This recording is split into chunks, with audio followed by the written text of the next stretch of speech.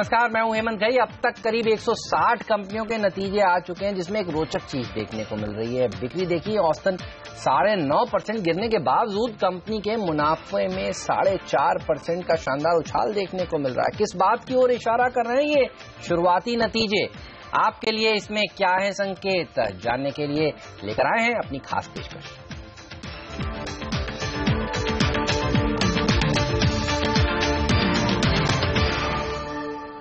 और इस खास पेशकश में हमारे साथ दो खास मेहमान हैं, स्टेट शिफ्ट ब्रोकिंग के संदीप जैन और एंजल ब्रोकिंग के मयूरेश जोशी। आप दोनों का ही स्वागत है। पहले संदीप, आपसे राय लेना चाहूंगा। ये बताइए, अब तक जो नतीजे आए हैं उसको आप सेटिस्फैक्टरी कहेंगे, नॉट सेटिस्फैक्टरी कहेंगे या मिक्स्ड कहेंगे? नहीं, वैसे तो मिक्स्ड है। एंड देन मार्केट के सेंटिमेंट चूंकि अच्छे थे तो नेगेटिव रिजल्ट्स को भी मार्केट ने बहुत नेगेटिवली लिया नहीं है। हालांकि आज आइडिया को जैसे पिटाई की है और कई स्टॉक्स की पिटाई होने के बाद भी वापस से बाउंस बैक किया है। इन्फोसिस में हुआ तो सारे स्टॉक्स वापस से एक बार रिजल्ट्स आने के बाद जब सारी नेगेटिविटी डिस्काउंट हो जाती है तो वापस से ठीक हो रहे हैं। But overall it's a mixed bag of results, but still उतने बुरे नहीं है। लास्ट क्वार्टर से मैं कहूंगा कि इस बार बेटर ही था सारी चीजें। एंड रिलायंस ने बहुत ही जबरदस्त माहौल बदला था। इन्फोसिस, टीसीएस, विप्रो तीनों ने सबड्यूड गाइडेंस दी है उसकी वजह से। बट स्टिल मार्केट कहीं ना कहीं इनको अभी भी थम्स अप दे रहा है। आज इन्फोसिस अच्छा चला, टीसीएस में इनफैक्ट अच्छी एक बाउंस बैक आई है, लोअर साइड पे सपोर्ट ले रहे हैं। तो आई थिंक ऐसा नहीं है। एंड इन रिजल्ट्स को देखकर जिस तरीके से हीरो मोटोकॉर्प, बजाज ऑटो इन्होंने रिजल्ट्स दिए हैं तो ये तो लगता है कि कंजम्पशन स्टोरी इंडिया की चलती रहेगी और बिल्कुल आगे के लिए निवेश बने रहना चाहिए मार्केट्स में, बाय ऑन डिक्लाइंस की रणनीति अपना। ओके मयूरेश जी, आपको कैसे लगे अब तक क्या है नंबर्स? आप खुश हैं या आप थोड़े डिसअपॉइंटेड हैं? सो हेमंत जी, आई थिंक तीनों एट्रीब्यूट्स मैं प्ले करना चाहूंगा। I think numbers mix bag expected थे और मार्केट्स ने अच्छी तरह से आई थिंक ये फैक्टर और डिस्काउंट कर लिया है कि Q2 के नतीजे सॉफ्ट रहेंगे। टॉप लाइन ग्रोथ में 3 से 4% की ड्रॉप आ सकती है सेंसेक्स कंपनीज के लिए। ग्रॉस मार्जिन एक्सपेंशन हो सकता है because of fall in input prices. But having said that, I think अगर आप सेक्टर वाइज देखें तो आईटी क्षेत्र में आई थिंक इन्फोसिस ने बेहतरीन नतीजे दिए थे, but guidance was extremely weak. TCS के numbers disappointed both on dollar revenue and constancy guidance, but उनकी order book is 30% higher than the existing order book. HCL के नंबर्स, एचसीएल टेक के numbers वापस मिक्स बैक थे।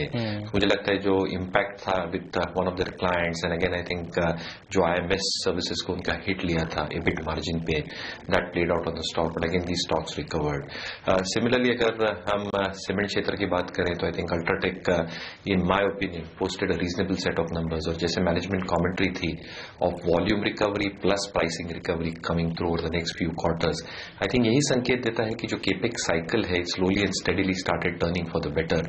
Government spending ने जो एक impetus पकड़ा है, I think if that accelerates over the next few quarters that will add a lot of companies in these spaces as well. चलिए अब बात करते हैं एक एक सेक्टर की। एक सेक्टर जिसने शुरुआत की थी इस बार अर्निंग सीजन से वो था इन्फोसिस का स्टॉक, जहां आईटी सेक्टर। अब टेक महिंद्रा के नंबर्स ही रह गए हैं इन सब दिग्गजों में, जो आना बाकी है। अगले हफ्ते मंगलवार को उसके नंबर्स आएंगे, लेकिन इन्फोसिस, विप्रो इन्होंने नंबर तो ठीक ठाक दिए, लेकिन गाइडेंस को लेकर अब चिंता देखने को मिली। स्टॉक में थोड़ा प्रेशर बना अब क्योंकि नंबर्स आ चुके हैं, इवन टीसीएस और एचसीएल टेक के भी। ये बताइए आपका एक पिक क्या होगा संदीप, कहां पर आप पैसा लगाना चाहेंगे?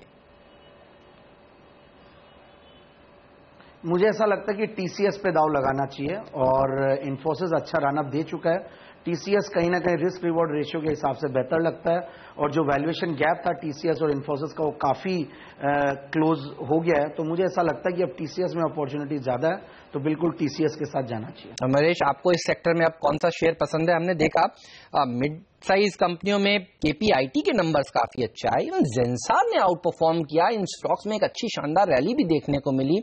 ओवरऑल लार्ज कैप्स में एक स्टॉक बताइए और मिड कैप में एक शेयर बताइए जो आपको पसंद आया अब तक नंबर्स के बल पर। तो clearly I think large cap में आई थिंक इन्फोसिस, टीसीएस हमें दोनों पसंद आ रहे हैं। इनफैक्ट जैसे मैंने कहा, आई थिंक मैनेजमेंट कमेंट्री और Q3 Q4 जो सॉफ्ट होते हैं उसको आप 1 मिनट के लिए डिस्काउंट करें तो मुझे लगता है I think revenue growth both in dollar and rupee terms should be quite substantial. Client mining activities काफी अच्छी तरह से इंप्रूव हो रही है, यूटिलाइजेशन लेवल्स आर इंप्रूविंग। जैसे मैंने कहा, टीसीएस का order book is 30% higher than its best order book. तो मुझे लगता है आई थिंक आईटी कंपनियों में इन्फोसिस और टीसीएस लार्ज कैप नेम्स में। मिड कैप में आई थिंक एक क्लियर होल्ड की रणनीति होगी माइंट्री पे। जैसे इन्होंने एक्विजिशंस किए हैं, I think those acquisitions have probably started getting yielding results, और जो उनकी एक इन्वेस्टमेंट हुई थी उसमें, उसके वजह से थोड़ी आई थिंक एबिट और एबिट मार्जिन पे आई थिंक थोड़ा दबाव रहेगा। But I think management commentary has been extremely strong, और जैसे क्लाइंट माइनिंग इन्होंने भी किया है आई थिंक, और जो नीश प्रोडक्ट ऑफरिंग्स है, I think माइंट्री is a clear hold from the mid cap IT. Alright, इसके अलावा आप संदीप आपसे जानना चाहूंगा, टू व्हीलर कंपनियों ने जिन्होंने नंबर्स अपने पेश किए हैं, बजाज और हीरो मोटो, दोनों को मार्केट ने थम्स अप दिया है। हीरो मोटो ने मार्जिन्स को जिस तरह से मेंटेन किया है और अच्छे मार्जिन्स क्लॉक किए हैं, अब इन दो टू व्हीलर कंपनियों के ऊपर आपका क्या टेक है और इनमें से क्या पसंद है? इनफैक्ट मैंने परसों भी आपके चैनल पे इस पर्टिकुलर सेक्टर पे और दोनों स्टॉक्स पे एक कंपैरिजन भी दिया था। तो मुझे ऐसा लगता है कि ओवरऑल देखा जाए तो कहीं ना कहीं हीरो मोटोकॉर्प ज्यादा बेहतर लगता है। हालांकि आज रनअप ज्यादा बजाज ऑटो ने दिया, रिजल्ट्स दोनों के ही कहीं ना कहीं बेटर देन एक्सपेक्टेशंस थे। मार्केट ने ये सोचा था कि रूरल डिमांड सबड्यूड होने की वजह से रिजल्ट्स बहुत अच्छे नहीं आएंगे, बट ओवरऑल दोनों ने ठीक रिजल्ट्स दिए हैं। और ये एक बहुत इनफैक्ट एनकरेजिंग चीज है कि अगर बाइक्स और ऑटोमोबाइल्स और इनका कंजम्पशन बढ़ता तो ओवरऑल एक इकोनॉमी की स्ट्रेंथ दिखती है, मुझे ऐसा लगता है। और कहीं ना कहीं जो एक खराब मॉनसून की वजह से एक डर था वैसा भी नहीं है, और जो सरकार की मेक इन इंडिया और कई सारी जो पॉलिसीज आ रही है, जनधन और ये सब का इम्पैक्ट बहुत पॉजिटिव पड़ा है। और मुझे ऐसा लगता है हीरो मोटो को इनफैक्ट फाइनेंसिंग में भी अब एग्रेसिवली उतर रही है, टू व्हीलर फाइनेंसिंग में। तो मुझे लगता है आने वाले कुछ क्वार्टर्स में इसकी भी पॉजिटिव इम्पैक्ट बिल्कुल रिजल्ट्स में दिखेंगे। तो बिल्कुल हीरो मोटोकॉर्प के साथ जाइए, और जिस तरीके का रिटर्न ऑन कैपिटल एम्प्लॉयड है, रिटर्न ऑन इक्विटी है, और इवन वैल्यूएशंस भी मुझे बहुत महंगे नहीं लग रहे हैं, तो Hero MotoCorp can be a very good bet. चलिए, एक्सपेक्टेशंस काफी लो थी इन शेयरों से और उन्होंने अच्छा प्रदर्शन दिखाया है। आप देखना होगा फोर व्हीलर कंपनियां किस तरह का प्रदर्शन दिखाती हैं। अगले हफ्ते 27 तारीख को मारुति के नंबर्स आने वाले हैं, 4 तारीख को 4 सितंबर को अशोक लेलैंड और 6 को M&M के नंबर्स आएंगे। लेंगे यहाँ पर एक छोटा सा ब्रेक के बाद कुछ मिड कैप कंपनियों की भी बात करेंगे जिन्होंने इस बार अंडर परफॉर्म किया है, और कुछ ऐसी कंपनियां जिन्होंने आउट परफॉर्मेंस दिखाई है। सब पर बात ब्रेक के बाद।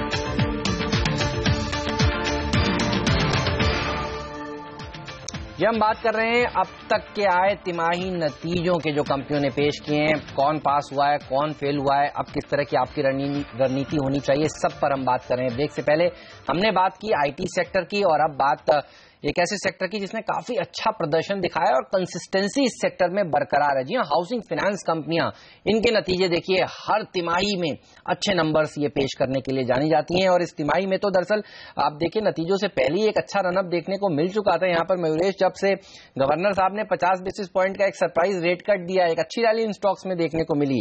DHFL, group finance, LIC housing finance, इंडिया बुल्स हाउसिंग फाइनेंस, इन सब ने अच्छे नंबर्स पेश किए हैं। आपको कौन सा नंबर सबसे अच्छा लगा, और अब इस पैक में आपका पसंदीदा शेयर कौन सा है? तो स्ट्रक्चरली आई थिंक आपने राइटफुली कहा है, विद एक्सपेक्टेशंस बिल्डिंग थ्रू, और जैसे रेट कट्स आ रहे हैं, I think the cost of funds काफी हाउसिंग फाइनेंस कंपनीज के लिए कम होंगे। दूसरी बात ये भी देखनी चाहिए कि आई थिंक जो बोरोइंग्स होती हैं इनकी, आई थिंक बॉन्ड्स की तरफ आई थिंक वो तो पास्ट फ्यू क्वार्टर्स डिफ्लेक्ट हुई थी, और उसकी वजह से भी आई थिंक एक नीचे स्तर पे देखे थे हमने cost of funds. Spreads have improved reasonably, cost of investments और yield on investments are also very stable, asset quality has probably remain very very stable for a lot of these companies. Group finance का एक exception लूं तो I think थोड़ी उधर asset quality में एक थोड़ा सा एक डिप मिला था, but overall I think the numbers were excellent. तो मुझे लगता है आई थिंक एक्सपेक्टेशंस काफी बिल्टअप हो गए थे in terms of how retail loan growth will take place, asset quality की स्टेबलाइजेशन से, cost to income ratios being low.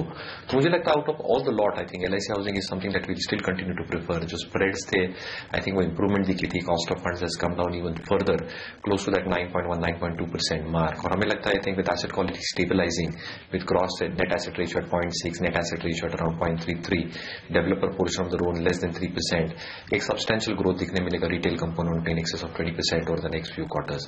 Price to book around 2.4 times, जो हमें लगता है अभी भी आई थिंक रीजनेबल है compare to a lot of the other players including HDFC which trades at a premium. मुझे लगता है LIC housing finance stands out for us within the housing finance space. Alright, चलिए, LIC housing finance ये वो stock है जिस पर मयूरेश काफी बुलिश है। लेकिन संदीप, आपसे राय लेना चाहूंगा बैंकों पर। प्राइवेट सेक्टर बैंक्स में देखिए, इंडसइंड बैंक के नंबर्स आए, HDFC बैंक के नंबर्स आए। जनरली ये लोग अच्छे नंबर्स ही देने के लिए जाने जाते हैं, लेकिन फेडरल और DCB पिछले क्वार्टर में भी डिसअपॉइंटमेंट हाथ लगी थी और इस बार भी आप देखिए इन दो मिड साइज बैंक्स के शेयरों में तेज गिरावट देखने को मिली नतीजों के बाद। आपसे राय लेना चाहता हूं, फेडरल और डीसीबी में अब क्या करना चाहिए? खासतौर पर डीसीबी में नंबर्स ठीक थे लेकिन एक्सपेंशन को लेकर जो उनकी योजना है उससे अब बाजार थोड़ा निराश है। आप कैसे रीड कर रहे हैं इन दोनों शेयरों को नतीजों के बाद? अब नहीं, देखिए सही बात भी है। देखिए 150 ब्रांचेस खोलना और इतना एग्रेसिव, जहां ये लोग 25-30 ब्रांचेस की बात करते थे सालाना, और इतना एग्रेसिव पहले इस पर्टिकुलर बैंक ने दिखाया नहीं। बट ओवरऑल मैनेजमेंट की क्वालिटी बहुत अच्छी है, कंपनी ने कंसिस्टेंसी दी है और ओवरऑल गवर्नेंस और बहुत सारी चीजें अगर पैरामीटर्स पे देखें तो इस स्टॉक ने एक तरीके से आउट परफॉर्म किया है। जिस तरीके से ये 40 रुपए से 80 रुपए आने के बाद और 80 रुपए पे कंसोलिडेट करने के बाद 150 रुपया था, और पर्टिकुलरली लास्ट क्वार्टर का रिजल्ट भी मार्केट एक्सपेक्टेशन से नीचे था, तो वहां से करेक्शन शुरू हुआ और उसके बाद ये 130-40 पे रहा। फिर इस बार जो एक्सपेंशन का इन्होंने कहा, क्योंकि कहीं ना कहीं मैनेजमेंट को ये लग रहा था कि जो स्मॉल बैंक्स आ रही हैं और बाकी बैंक्स भी एग्रेसिवली अपने एक्सपेंशन में लगी हुई है, तो ये कंपनी भी कहीं ना कहीं कर रही थी। बट ओवरऑल अब देखिए दूसरी तरफ जो फाइनेंशियल सर्विसेज का भी जो डिसरप्शन हो रहा है थ्रू ऑनलाइन सर्विसेज का जो एक ग्रोथ आ रही है, भले वो पेटीएम और ऐसे टाइप की कई सर्विसेज है, वॉलेट्स और ये सब, उनकी वजह से बैंकिंग सर्विसेज पे एक बहुत बड़ा थ्रेट ओवरऑल मुझे आने वाले सालों में दिखता है।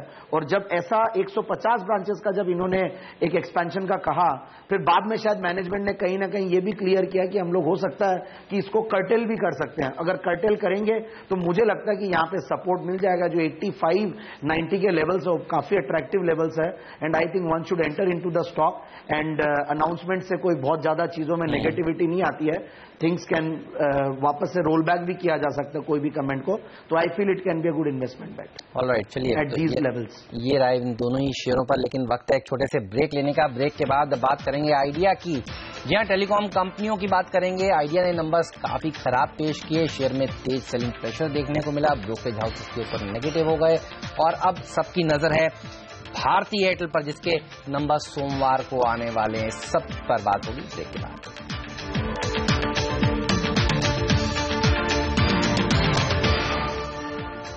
स्वागत है आप सभी का सीएनबीसी आवाज पर। आप देख रहे हैं खास पेशकश। अब तक आए नतीजों की समीक्षा कर रहे हैं हमारे दो खास मेहमान हमारे साथ बने हुए हैं, संदीप और मयूरेश, और अब हम चर्चा करेंगे आइडिया की। आज निफ्टी का सबसे बड़ा लूजर दरअसल यही था, 7.5% गिरा था और अपने साथ भारतीय एयरटेल को भी नीचे खींच के लेके गया। 3.5% की गिरावट वहां पर देखने को मिली। मयूरेश, कैसे लगे आपको आइडिया के नतीजे और इतनी तेज गिरावट के बाद अब आप क्या राय रखते हैं? सोमवार को हालांकि भारतीय एयरटेल के नंबर्स भी आने वाले हैं, क्या एक्सपेक्टेशन है आपकी? क्लियरली आई थिंक डिसअपॉइंट किया आइडिया ने ऑन ऑल काउंट्स। और जैसे हम एक प्रोजेक्ट भी देख रहे हैं टेलीकॉम इंडस्ट्री के लिए, वॉइस आरपीएम स्पेसिफिकली फ्लैट रहने की उम्मीद है। जैसे रूरल पेनिट्रेशन बढ़ते जाएगा, obviously rural share of the voice revenues will start coming down, जिसका एक इम्पैक्ट आएगा आपके आरपूस पे भी। And even the minutes of usage एक एक्सपैंडेड बेस पे I think will be much lesser than expanding at this rate. दूसरी बात, आई थिंक जो केपेक्स और ओपेक्स प्लान है काफी कंपनी के, आइडिया के जो 6,500 करोड़ का केपेक्स का प्लान है, वो एक एबिटा पे आई थिंक हिट लेगा अलॉन्ग विद द स्पेक्ट्रम पे outs that the company has already taken. So net debt to EBITDA will always remain high for these companies. Cash flows, जैसे management कह रही थी, will have to be deployed for putting in more infrastructure and infrastructure services related OPEX and CAPEX. तो मुझे लगता है return ratios are going to remain subdued. So I will not rush into the stock Hemanji. I think even for Bharti Airtel, I think African operations थोड़े subdued रहने की ही उम्मीद है. EBITDA margins close to 18.5, 18.7%. वापस traffic growth जो आएगी, I think quarter on quarter थोड़ी कमी हो सकती है. And generally, I think even the consolidated margins might see a downtick क्योंकि leverage जो products पे है, I think that is going to take a tremendous toll in terms of bottom line. So I think I'll be a little bit cautious. I think rush in ना करें stocks पे, stocks को थोड़ा consolidate करना दीजिए. Let's see how the next quarter's results come through. Reliance Jio का कैसे launch होता है, वो भी एक बहुत important factor रहेगा. बिल्कुल, रिलायंस जियो का कैसे लॉन्च होता है ये इंपॉर्टेंट फैक्टर रहेगा। कॉल ड्रॉप, ऑक्शन, 2G हमेशा विवादों में रहा है ये सेक्टर। लेकिन एक स्टॉक जिसने काफी अच्छा प्रदर्शन दिखाया है संदीप इन नतीजों में, दिग्गजों में जो मुझे दिख रहा है, वो रिलायंस इंडस्ट्रीज का स्टॉक है। 7 साल के हाईज पर जीआरएम्स, सिंगापुर के जीआरएम्स घटे। माना जा रहा था कि आरआईएल के जीआरएम्स घटेंगे, बल्कि वो बढ़े हैं इस बार। ये बताइए आरआईएल के नंबर्स को आपने कैसे रीड किया और अब आपकी क्या राय है इस स्टॉक पर? रिलायंस के रिजल्ट्स पे मैं था आपके चैनल पे और बहुत ही सरप्राइजिंग था जिस तरीके के नंबर्स आए थे, ऐसी उम्मीद नहीं थी स्ट्रीट को, और जिस तरीके से बढ़ा भी है। इनफैक्ट रिलायंस जैसा स्टॉक अगर रिजल्ट के बाद 5-6% बढ़ता तो काफी बड़ी बात होती है, इतनी बड़ी मार्केट कैप का स्टॉक। बट जो जीआरएम्स आए पिछले 7 साल के बेस्ट जीआरएम्स, मुझे ये सारी चीजें तो ठीक लगती है, बट मुझे संभव ऐसा लगता है कि जो रिलायंस का 4G रोल आउट है ये एक बहुत बड़ा इवेंट होने वाला है कंपनी के ओवरऑल हिस्ट्री में। और जिस प्लानिंग के साथ ये कंपनी आ रही है और जो एग्रेशन के साथ आ रही है, जो समझ में आ रहा है, जो आरकॉम को भी ये लोग कहीं ना कहीं यूज करेंगे, पूरे आरकॉम का इंफ्रास्ट्रक्चर या आरकॉम के बेनिफिट्स मिलेंगे, तो मुझे लगता है कि पूरे इंडस्ट्री में एक ओवरऑल वैल्यूएशंस और सारी रिवैल्यूएशंस होंगी। बट स्टिल, और रिटेल पे भी फोकस है, ऑनलाइन बिजनेस पे फोकस स्टार्ट किया है, फिर फ्यूल रिटेलिंग है उस पे फोकस एग्रेसिवली कर रहे हैं, क्योंकि देखिए HP BP जिस तरीके से परफॉर्म कर रहे हैं। तो ओवरऑल आई फील कि जो बहुत सालों से जो इन्वेस्टर्स निराश हो रखे थे, अब कहीं ना कहीं वहां पे एक मोमेंटम आया है and I think one should be remain invested. और जहां पे भी ये 900 सवा 900 के बीच में मिलता है तो बिल्कुल इस स्टॉक को लेना चाहिए, क्योंकि डाउनसाइड रिस्क बहुत कम लगती है। 840-50 तो खोने को है 8-10% और आने को मुझे ऐसा लगता है कि 25 से 30% का रिटर्न मिलेगा। तो रिस्क रिवॉर्ड रेशियो देखें तो 1:2.5 का दिखता है। तो overall Reliance is a good bet और मेरे हिसाब से बिल्कुल निवेशित रहें और नया निवेश कहीं ना कहीं डिक्लाइंस में करना चाहिए। चलिए, यहाँ पर एक डिस्क्लोजर भी आपको देना चाहूंगा। CNBC आवाज जो चैनल आप इस समय देख रहे हैं, दरअसल उसका स्वामित्व और प्रबंधन दोनों ही रिलायंस इंडस्ट्रीज के पास है। लेकिन मयूरेश, एक आखिरी सवाल आपसे। हमने देखा कुछ मिड कैप्स ने तो काफी अच्छे नंबर्स पेश किए हैं। VIP देखिए, सिम्फनी देखिए, KPIT, जेंसार, बजाज फिनसर्व, हिम्मत सिंह का सीधे, NIIT लिमिटेड, लंबी लिस्ट है मेरे पास। आपको इस पूरी लिस्ट में कौन से शेयर सबसे ज्यादा अच्छे लगे जिन्होंने अच्छे नंबर्स पेश किए और आपके रडार पर हैं ये?